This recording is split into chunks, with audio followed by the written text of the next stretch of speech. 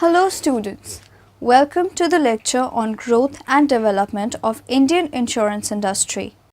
And after this lecture, we will be able to learn the following objectives.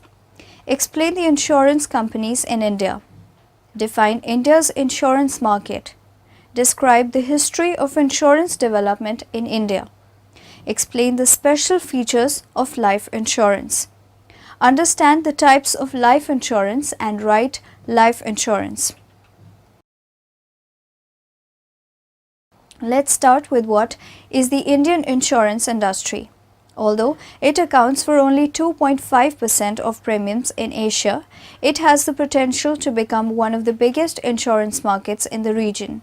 A combination of factors underpins further strong growth in the market, including sound economic fundamentals, rising household wealth, and a further improvement in the regulatory framework. The insurance industry in India has come a long way since the time when businesses were tightly regulated and concentrated in the hands of a few public sector insurers. Following the passage of the Insurance Regulatory and Development Authority Act in 1999, India abandoned public sector exclusivity in the insurance industry in favor of market-driven competition. This shift has brought about major changes in the industry. The inauguration of a new era of insurance development has seen the entry of international insurers, the proliferation of innovative products and distribution channels, and the raising of supervisory standards. By mid-2004, the number of insurers in India had been augmented by the entry of new private sector players to a total of 28, up from 5 before liberalization. A range of new products had been launched to cater to different segments of the market, while traditional agents were supplemented by other channels including the internet and bank branches. These developments were instrumental in propelling business growth in real terms of 19% in life premiums and 11.1% in non-life premiums between 1999 and 2003. There are good reasons to expect that the growth momentum can be sustained. In particular, there is huge untapped potential in various segments of the market. While the nation is heavily exposed to natural catastrophes, insurance to mitigate the negative financial consequences of these adverse events is underdeveloped. The same is true for both pension and health insurance, where insurers can play a critical role in bridging demand and supply gaps. Considering that the bulk of the Indian population still resides in rural areas, it is imperative that the insurance industry's development should not miss this vast sector of the population.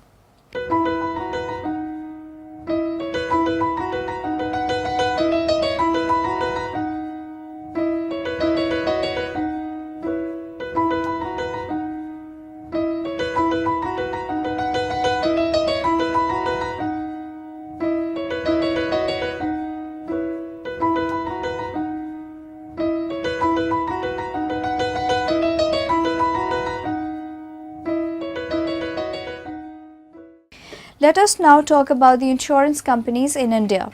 Following are some of the top insurance companies in India. Life Insurance Corporation of India. The Life Insurance Corporation of India is undoubtedly India's largest life insurance company. Fully owned by government, LIC is also the largest investor of the country. LIC has an estimated asset of 8 trillion. It also funds almost 24.6% of the expenses of Government of India.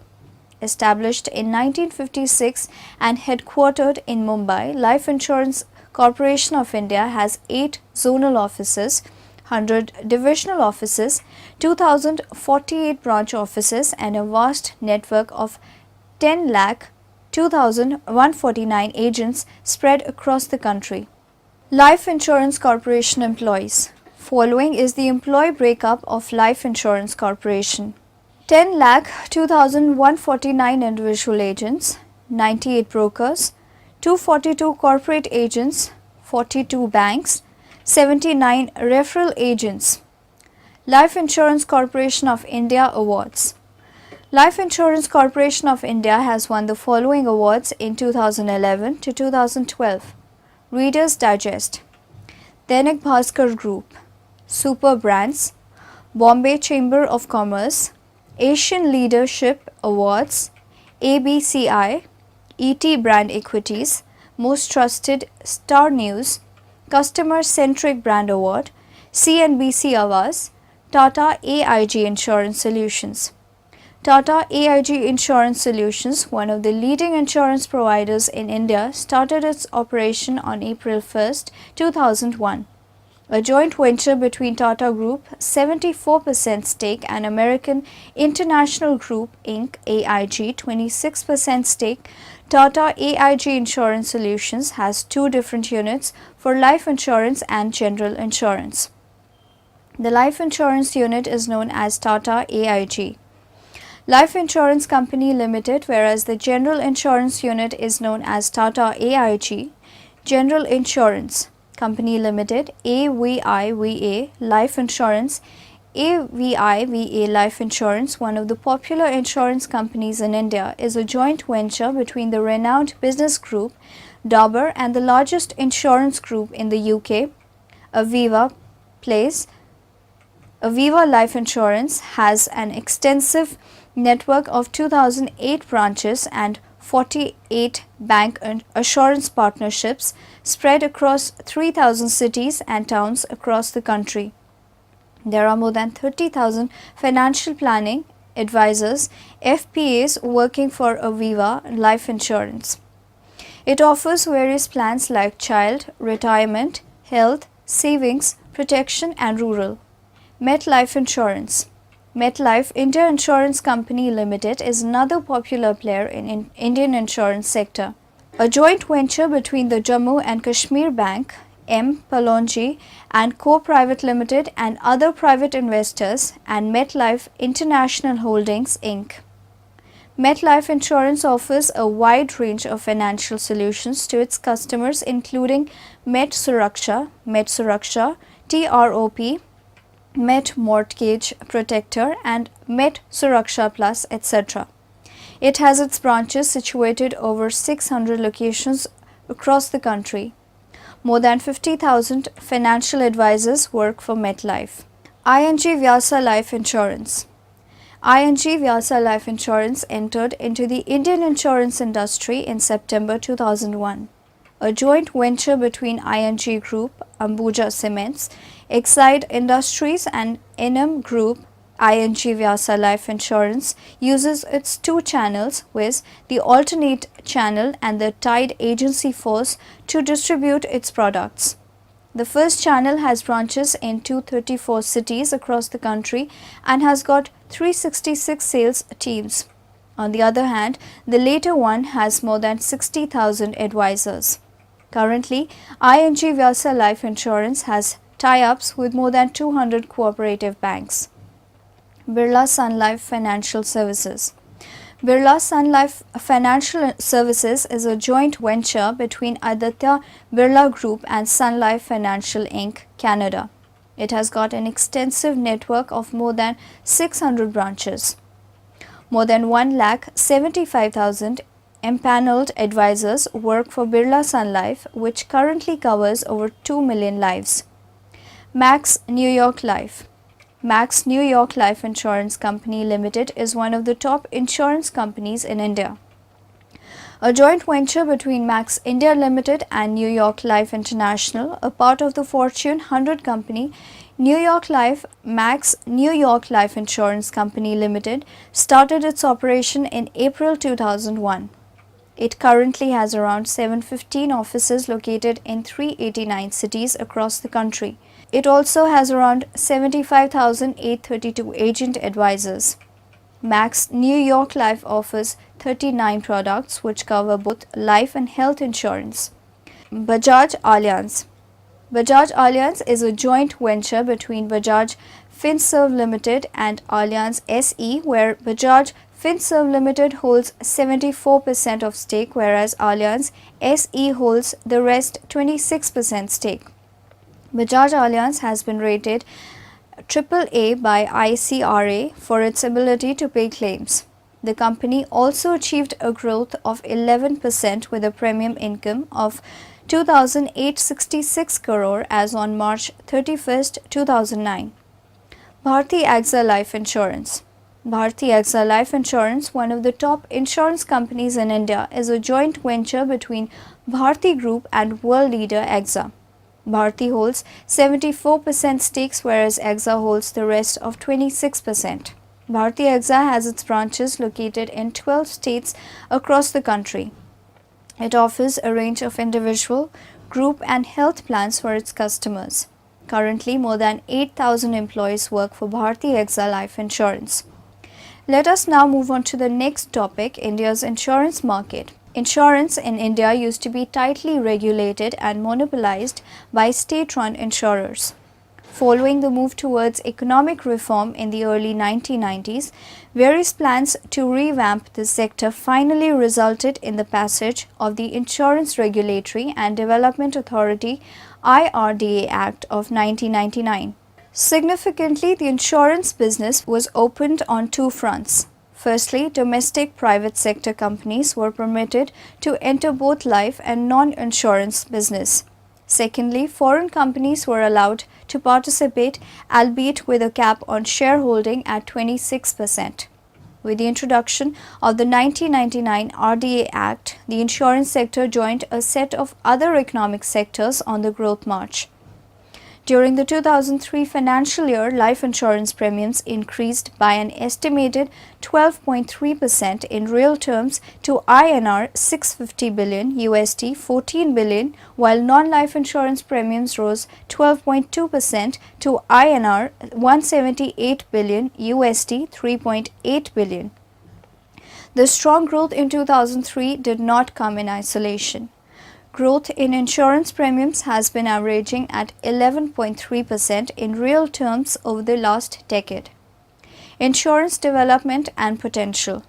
Notwithstanding the rapid growth of the sector over the last decade, insurance in India remains at an early stage of development.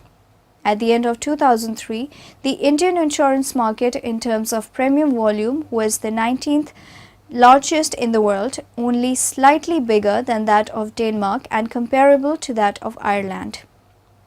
This was despite India being the second most populous country in the world as well as the 12th largest economy. Yet, there are strong arguments in favor of sustained rapid insurance business growth in the coming years, including India's robust economic growth prospects and the nation's high savings rates. The dynamic growth of insurance buying is partly affected by the changing income elasticity of insurance demand. It has been shown that insurance penetration and per capita income have a strong non-linear relationship.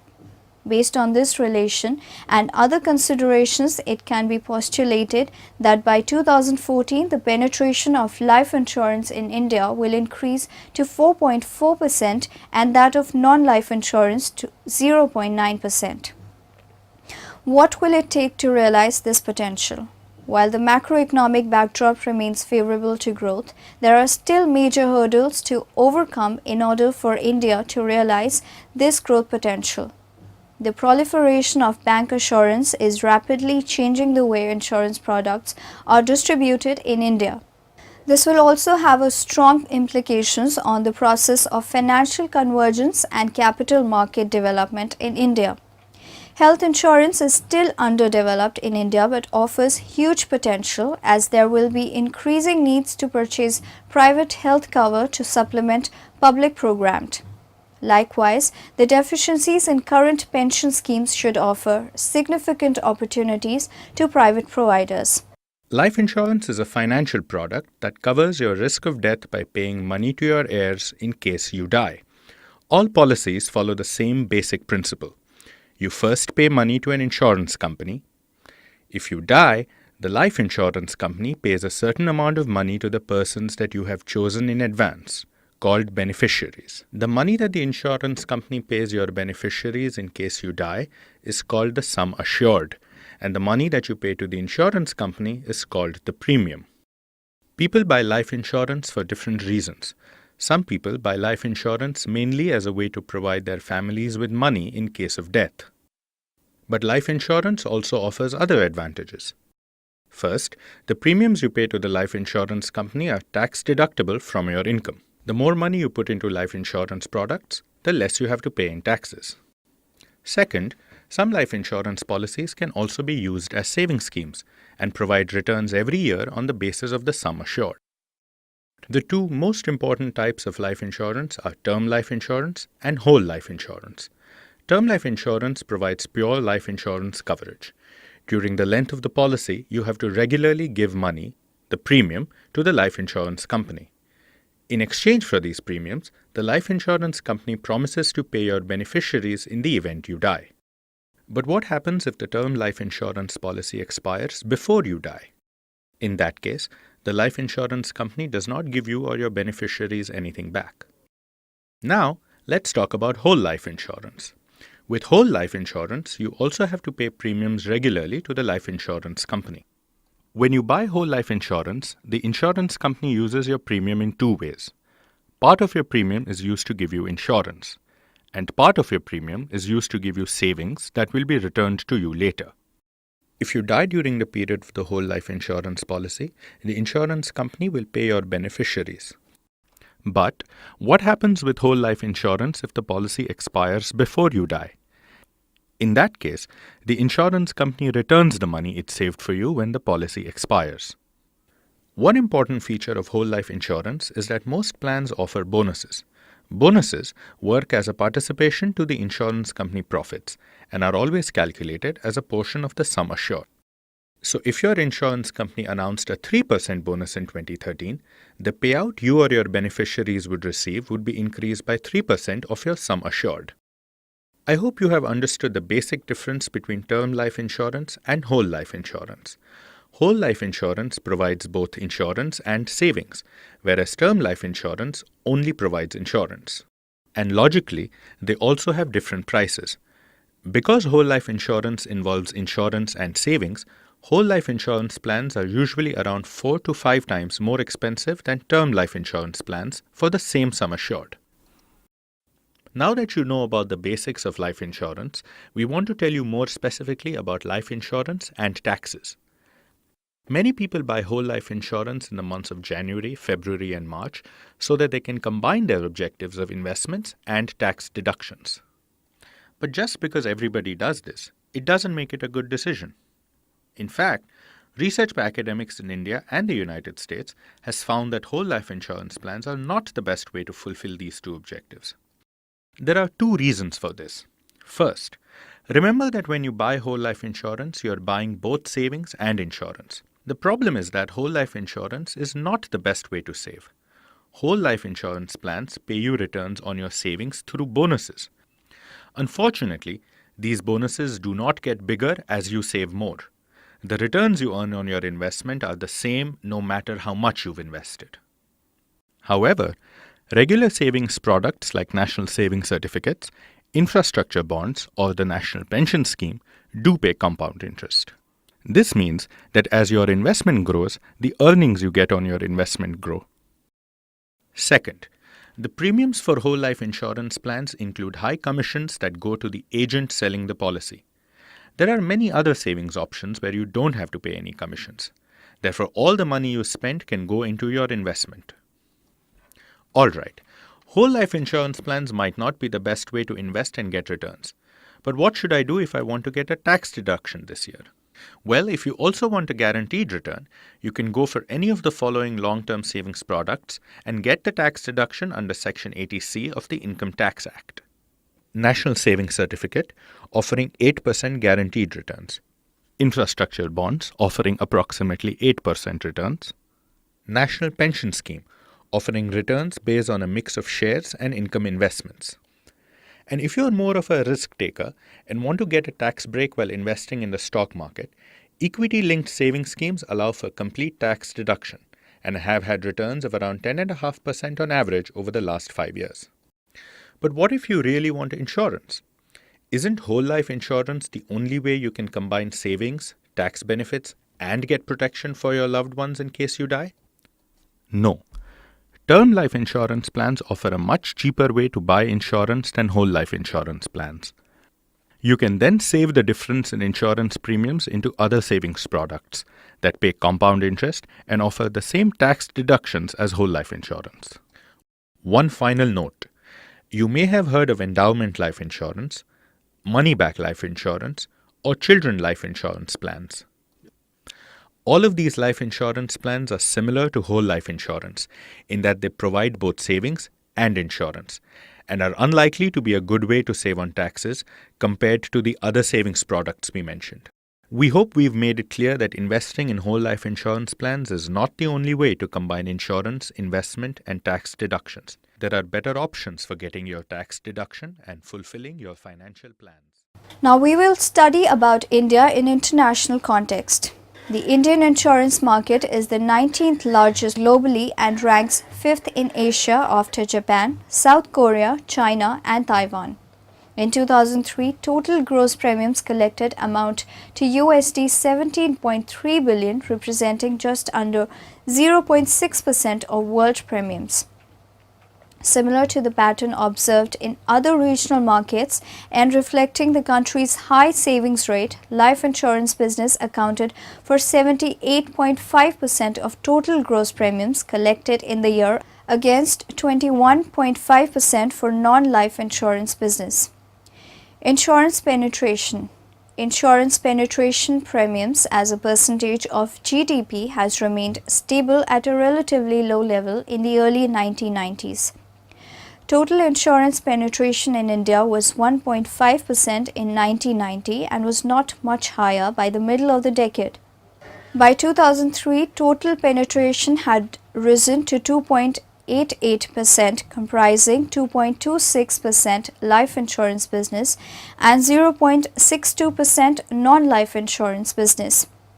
In the context of international comparison, insurance penetration in India is low but commensurate with its level of per capita income. Insurance density.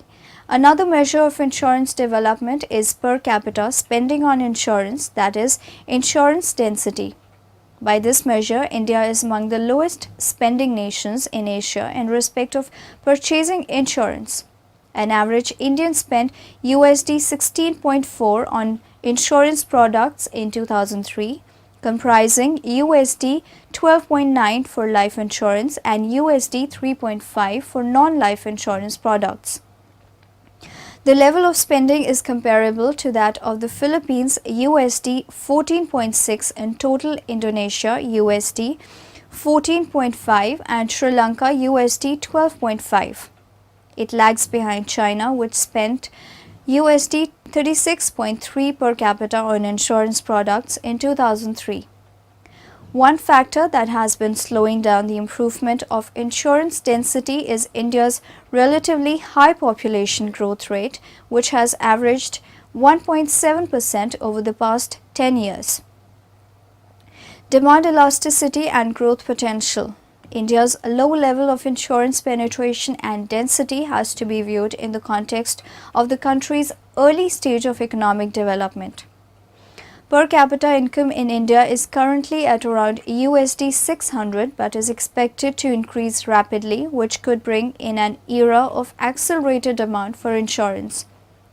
International experience tends to suggest that demand for insurance will take off once per capita income has surpassed the USD 1000 mark. This income level is deemed high enough for households to consider insurance protection, particularly as many people begin to own their homes and cars. The empirical relationship between insurance demand elasticity and per capita income can be characterized as a bell-shaped curve.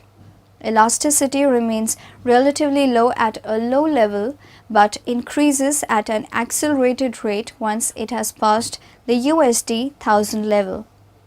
The following chart depicts the current position of different emerging markets as well as their expected position by 2013.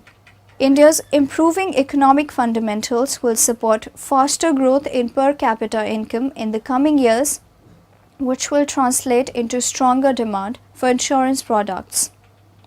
It is also worthwhile to note that it generally takes longer for life insurance demand to reach saturation than non-life insurance in terms of rising income elasticity. Based on the growth assumption provided by Swiss Economic Research and Consulting, it can be seen that the window of opportunity in India's insurance market will remain wide open for a prolonged period of time. Strong growth can be sustained for 30 to 40 years before the market reaches saturation as income elasticity starts to decline. Market characteristics. While India is widely expected to remain one of the fastest growing emerging insurance markets in the world, growth will nonetheless depend on its intrinsic market characteristics. The following section will review some of the key market characteristics of India in a regional and international context. Let us now understand the history of insurance development in India. Insurance in its modern form first arrived in India through a British company called the Oriental Life Insurance Company in 1818, followed by the Bombay Assurance Company in 1823 and the Madras Equitable Life Insurance Society in 1829. They insured the lives of Europeans living in India. The first company that sold policies to Indians with fair value was the Bombay Mutual Life Insurance Society starting in 1871. The first general insurance company, Triton Insurance Company Limited, was established in 1850. For the next 100 years, both life and non-life insurance were confined mostly to the wealthy living in large metropolitan areas.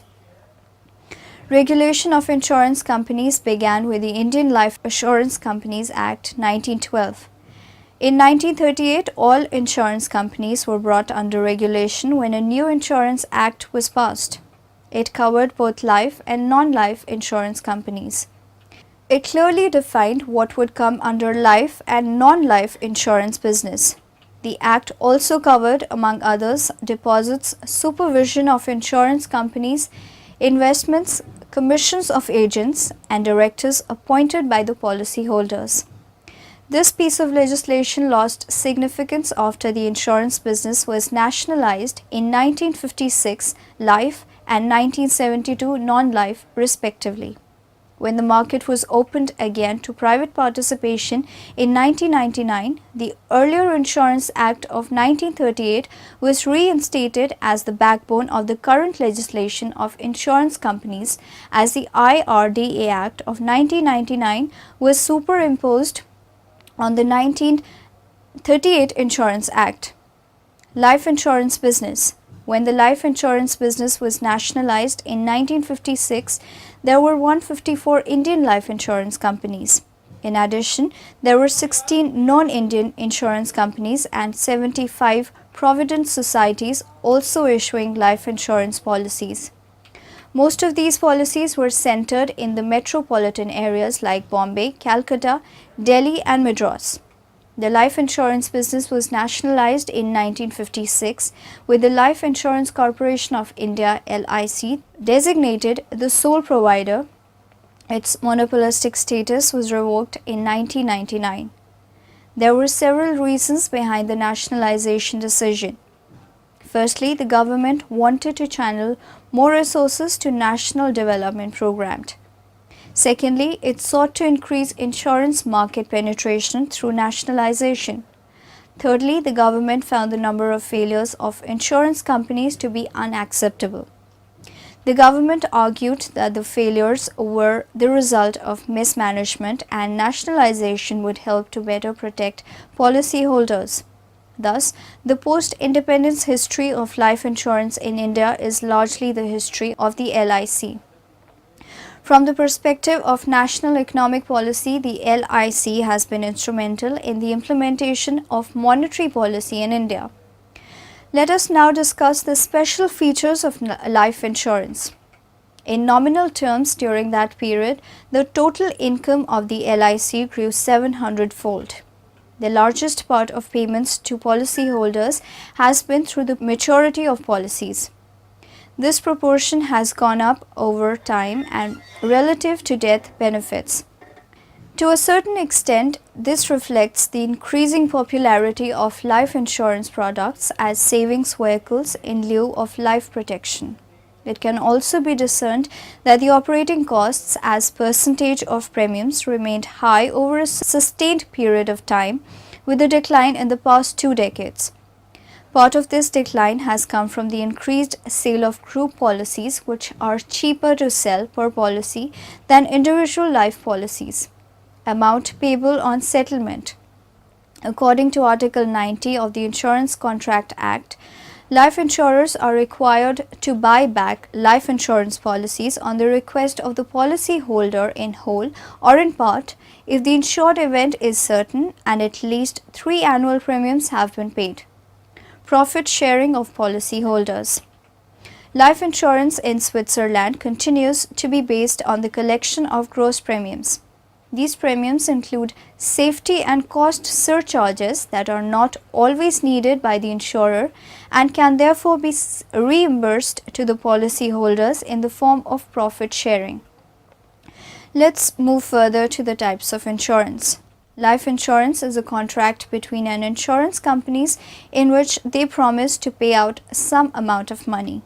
The 2 main types of life insurance are called temporary and permanent. Temporary and permanent are the 2 main types of life insurance, and which one is best is a hotly debated topic in personal finance. Term or temporary life insurance provides protection for a specified period of time only, like a term of 10, 20 or 30 years. Term is the most affordable coverage because it does not have any fancy features. All it offers is a pure death benefit. The price or premium typically stays the same each year during the term. The downside to term insurance is that once it expires, the price to buy a new policy goes up as get older. What is permanent life insurance? Permanent life insurance, on the other hand, provides a death benefit for entire life, and it is also an investment. A portion of each premium pay goes into an account known as the policy's cash value, and it grows on a tax deferred basis until take a withdrawal or borrow from the policy. The downside to permanent insurance is that it is expensive and comes with fees and commissions that usually reduce annual return on the investment part of the policy when compared to what could earn in the market otherwise. The 3 most common types of permanent life insurance are whole life, universal life, variable life. Whole life insurance.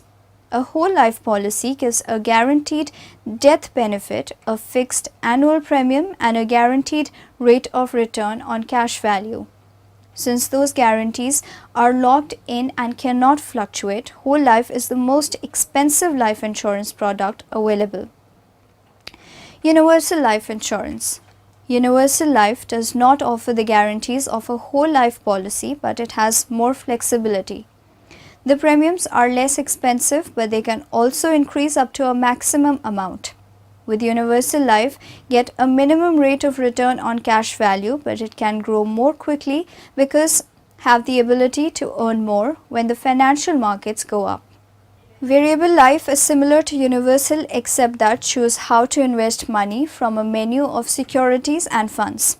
It offers the most flexibility and risk of all the permanent policies. There is no guaranteed minimum rate of return. If the investments perform well, cash value could skyrocket, but if not, cash value could plummet. Now in the end, let us now summarize what we have learned in this lecture. The Life Insurance Corporation of India (LIC) is undoubtedly India's largest life insurance company. Fully owned by government, LIC is also the largest investor of the country. The insurance industry in India has come a long way since the time when businesses were tightly regulated and concentrated in the hands of a few public sector insurers. The dynamic growth of insurance buying is partly affected by the changing income elasticity of insurance demand. India's low level of insurance penetration and density has to be viewed in the context of the country's early stage of economic development. The empirical relationship between insurance demand elasticity and per capita income can be characterized as a bell-shaped curve.